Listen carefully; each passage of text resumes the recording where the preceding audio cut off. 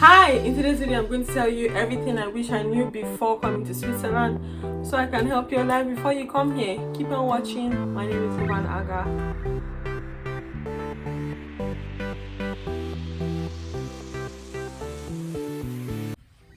Okay, the first thing I'm going to talk about is that I didn't know how bad English wasn't spoken here.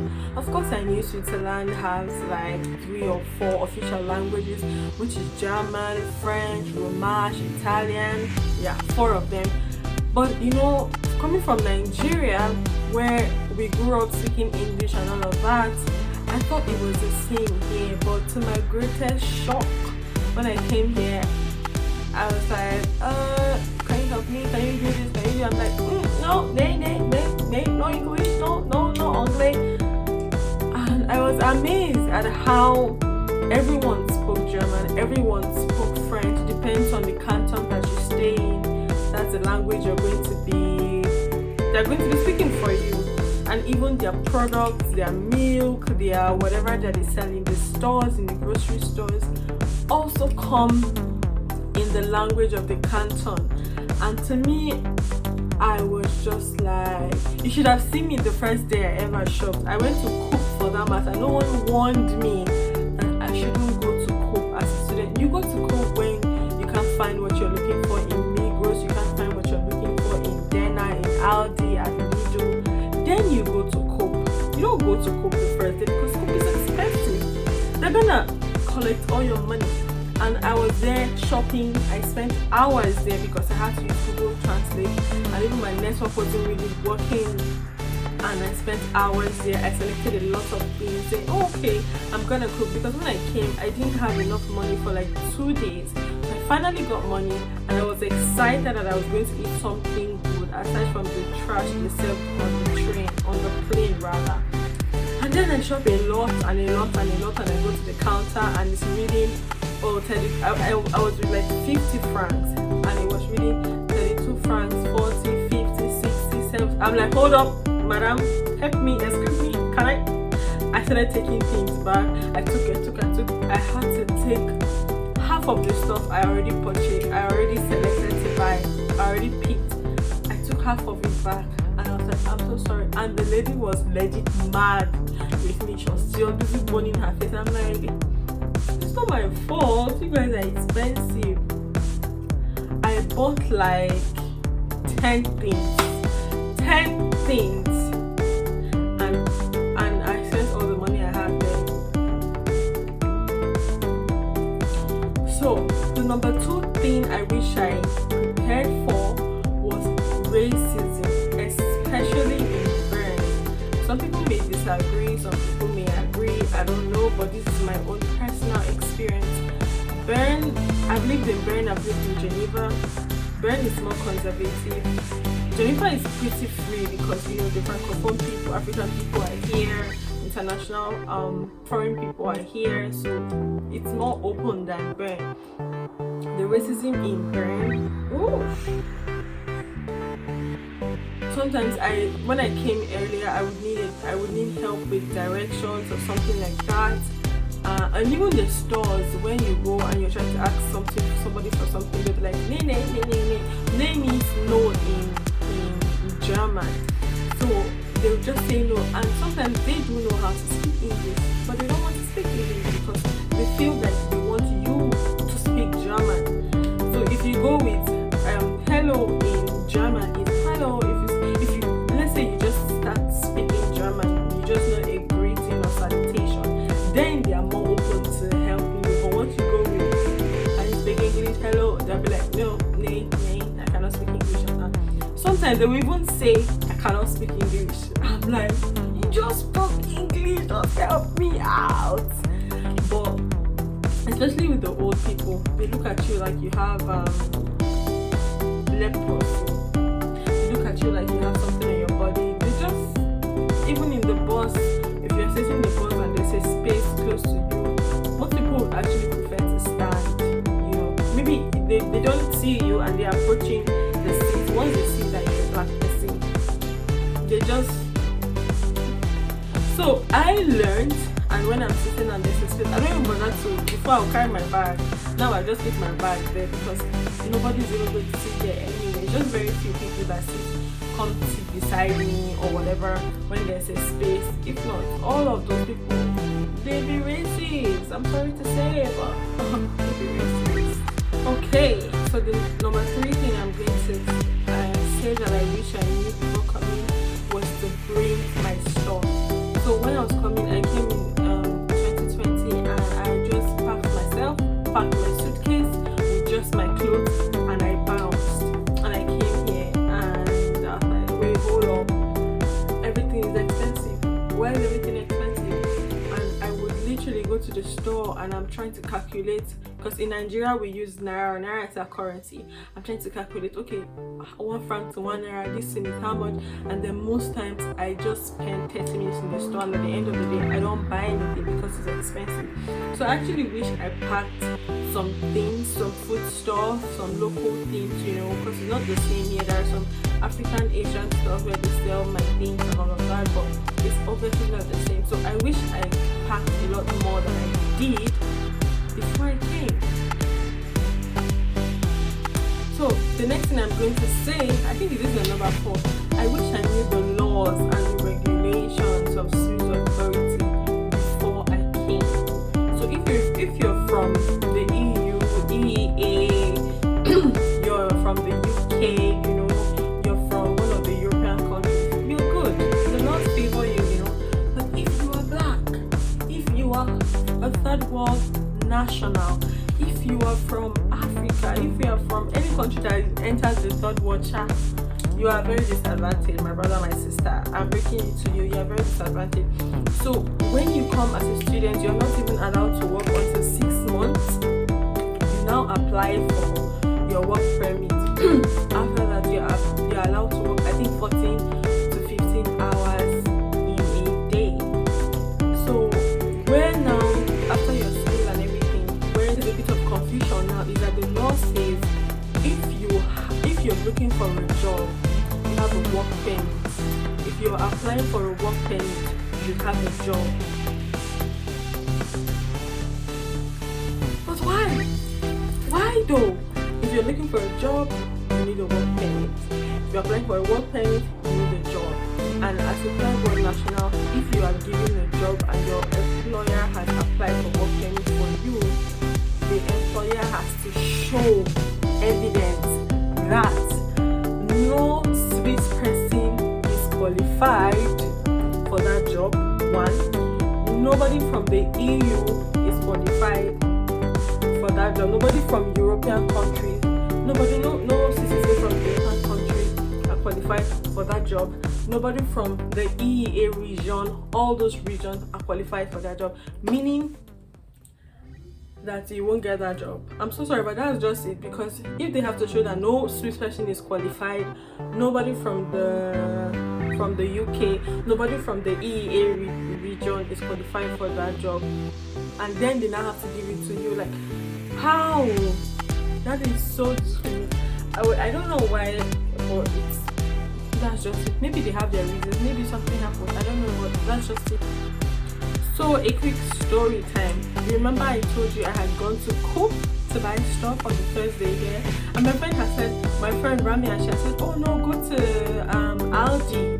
And I didn't know where Aldi was.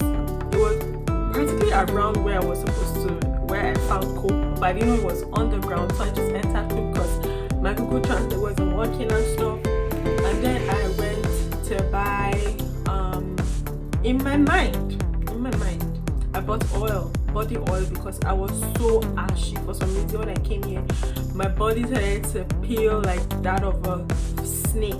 Yeah, I was just ashy, dry. And then I bought this oil, and then after some days I would apply it, and I started getting reactions on my face, and I'm like, what is this? And I explained to my friend, she's Indian, and she's like, oh, I have a German friend, because they even do not speak the German that people in Germany and other places speak.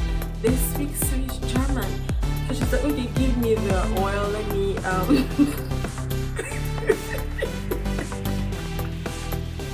let me ask my friend what this is and why you're getting a reaction. And she sent a picture to her friend, and her friend is like, but this is shower gel. I kid you not, this thing looks like oil. If you see it, you will know that you would think it's oil. Why would you make such a transparent container looking like oil as a shower gel? And everything is in German. I didn't have my Google Translate. I didn't think everything would be in German. I just bumped into the store, tried to get my stuff and get out. And I bought shower gel. My friend laughed at me, we both laughed at each other, and I couldn't even believe it. I had to rub it on my hands and go under the water, the running water, and it was foaming, and I was like, God have mercy. I've been applying this for about 4 days. I would apply it morning and night. Oh my goodness. No. If you are still watching, thank you for watching this video. If you enjoyed this video, please like, please comment, give me comments, and leave the comments, like the video, subscribe to the channel, become a family member. Thank you. So the next thing I wish I knew before coming here was that if you have 4A, 4B, or 4C hair as a black person, good luck, because you're going to learn how to make your hair. I'd walk into a salon, they would say, oh, can I see your hair? And I show them my hair, and they're like, no, we can't make your hair. And when you finally find the person that can make your hair, they charge you ridiculous amounts of money to make your hair. And I'm calculating, in my country, that money can go a very, very, very long way. Even in Switzerland, that money will go a long way but I don't have the money to pay. So I would sit in front of the mirror, make my hair, sometimes a whole day depending on the hair. For braids, I would take 3 to 4 hours every week, which is every Saturday. The only time I have for myself is weekends, and it didn't make sense spending 4 hours, 5 hours, 6 hours, or 24 hours on my hair. I had to cut my hair. I was so frustrated. I cut my hair, and I just, was tired of wigs. I was tired of all the looking for people to make my hair. You see that the person is another canton, the person that can braid hair is another canton, and I'm not about to use my allowance, student allowance, to travel to make my hair and come back, because the cost again amounts to so much, which is like half of my rent. It didn't make sense. So if you have natural hair, God bless you so much. As you come and you try to keep a good and a neat hair. So another thing I wish I knew before coming here was that the education system is so different. These guys are more, relaxed, and they are more flexible in their education system. In Nigeria, you mostly start your education at age 2, and you go on from there until you probably finish PhD, or you finish masters, or you finish your bachelor's, depending on where you want to stop. And there is no break. Literally, there is no break. But here, you can be in uni for your bachelor's, and after 2 years or 1 year, you decide that you want to take a 1-year break for travel. You don't need to have any serious excuse. They're gonna give you the break. You can take 1-year break, travel the world, see the oceans, go to wherever you want to go to, and come back, and you continue your education. You can literally start school at age 40 or 50 if you want. In my country, I think that's a problem. Right? Sometimes they have age limitations, but here you can go to school at any age, and the person that has graduated from high school here doesn't want to have a bachelor's degree, doesn't want to go to university, can work and earn the same salary as you who is even a master's student from a foreign country. I kid you not, because the education system is so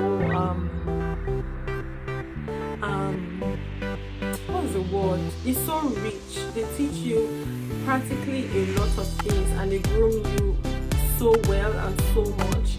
there are so many stages. You don't just jump into studies and do this and do this and do that. While they teach you, they also teach you skills and all of that. So by the time you're graduating from I've forgotten what all those Javanese are, even that they call it them. By the time you're graduating from high school, the equivalent of high school, you have a lot. You can earn the same salary. So most people here just graduate from high school and they don't want to go to any other thing. They don't want to do any other thing. The salary is still the same. So if I was the one, well, I don't know, but that's just how they see it. But in my country, everyone is wanting to do masters, everyone wanting to do PhD. Everyone is like, they're hustling. Here, who are more, chilled and everything. So the next thing I'm going to mention is buying medicine at the apotheke or pharmacy, if you want to call it. I come from Nigeria, and in Nigeria, you can walk into the store, tell them what's wrong with you, or you can choose not to. And you can say, oh, I need this, I need this, I need that, and I need this. And they give you what you want. They give you, you pay for it, and you go. Here, you cannot buy medicine like that. You have to come with a prescription. Doctors sign prescription. There are some things you can buy like the Clofena, pain reliever, cough syrup. Even the cough syrup, they give you the not so effective one. So I have a story time. I woke up one day and my eyes were swollen, and I go to the pharmacy because going to the pharmacy is way cheaper. If you go to the hospital, they have to run several tests on you before they find out what is going on with you, and that costs a lot of money. I don't gotta spend that much. I go to the pharmacy to give me what I want, and I leave, and I'm okay. Everyone is happy. But no, I went to the pharmacy, and the lady said to me, okay, we have this eye drop for you. I'm like, okay, that's nice. And she even tells me, it's not going to help you that much. It's not going to work. It's not very effective. To give you the very strong one, we need the doctor's prescription. And I was like, oh, just give me a bit. What I want last is for my eyes to stop paining me and to reduce the swell. And then I went home. I used that eye drop for like 3 days, and it didn't really help. It just stopped the itching. The swell was still there, was still swollen, and that's it. You don't buy drugs anyhow. You have to have doctor's prescription. It was so different for me and so difficult, but I would always forget and go there like, oh, I want this, and they're like, nope, you have a prescription, and that's it. In my country, you just walk in, buy whatever you want to buy, and nobody asks you for any prescription whatsoever. So this next one is very funny because even it's very difficult, but I started learning it. The next point I'm going to say is that Swiss people mind their business. Yeah, that's literally how to put it. They mind their business. Where I'm coming from, people don't mind their business. They just talk anyhow, say whatever they feel like saying. And for some, there's two sides to this coin, okay? It can be of advantage, and then there's also disadvantage. I would start with the disadvantage. So in Switzerland, for instance, if you have a neighbor opposite your flat or whatever, you may not have a conversation with that person. Like, the person just sees you, maybe says hi, maybe not, and the next thing you know, maybe the person is dead, right? Or there's a fire in the person's house, and you don't know anything about it until you see the fire services, and then the next thing you know, there's a paper pasted there that, oh, somebody died, because people don't talk to each other here. And so in Bern, in the flat where I used to stay in, there was a lady that died. There was a fire apparently in the night, and we didn't know what was happening. It was so quiet. I don't even know if they were shouting. It was so quiet. The next day when we woke up, we saw the firemen and the firewomen. They were trying to quench and whatnot. And then the next thing you know, they paste a paper on the wall, and they're like, oh, this is also so flat, had an fire accident. There were 3 people in it. The old lady, she's old and whatnot, so she died. And that was it. Life continued. I don't know, but in Nigeria, people are shouting, fire, oh, fire, oh, fire. Before you know, everyone is there, and it kind of helps the situation, I'm telling you. everyone here minds their business. People don't speak to each other, especially if you are a foreigner. You know, your neighbors don't speak to you like that. In Nigeria, we do. We not barge, but we visit people like our neighbors. We know about them, they know about us, every information. Sometimes they even help to train your children if they see that your children are getting endangered or they are doing something that it's not good for a child to do. They would correct that child. But otherwise here, even if you see a child walking or whatever, looking lost, everyone just, you know, minds their business, which is bad. But children here are well educated and well informed of their rights and their citizenship, and like you can't talk to them anyhow, you can't oppress them because you know their rights, which is also good. But like I said, there are two sides to it. In Nigeria, we don't mind our business. In Switzerland, they mind their business. So my next point is that of food. I thought coming here I would have access to African Nigerian food. So like I mentioned, Bern is conservative, and so the Africans there, they are a small number, small ratio, whatever you want to call it.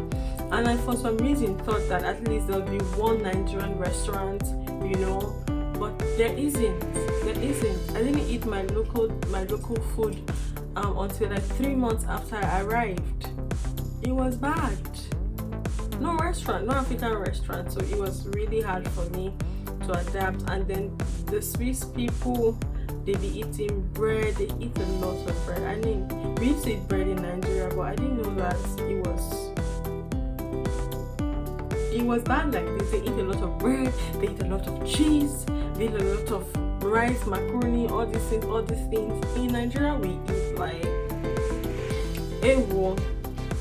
In Nigeria, we eat like correct pounded yam, semovita, you know, swallow, food and soup. You feel food, you feel good, it's tasty. I don't know, but the food here for me is hardly tasty. I would not say never. I would just say hardly tasty. They watch their salt. Let's put it in a good way. They watch their salt when cooking. They really, you know, salt is not really enough here. Please, salt is enough. I don't know why, but their food is not really tasty to me. By the way, have you liked this video? Please like this video. Please subscribe to this channel. If you have a question, write it in the comment section. You can also comment in the description. You can also comment in the section below. Let me know that you enjoyed this video. Let me know that you like this video. Like I said, if you have more questions, write it. Thanks.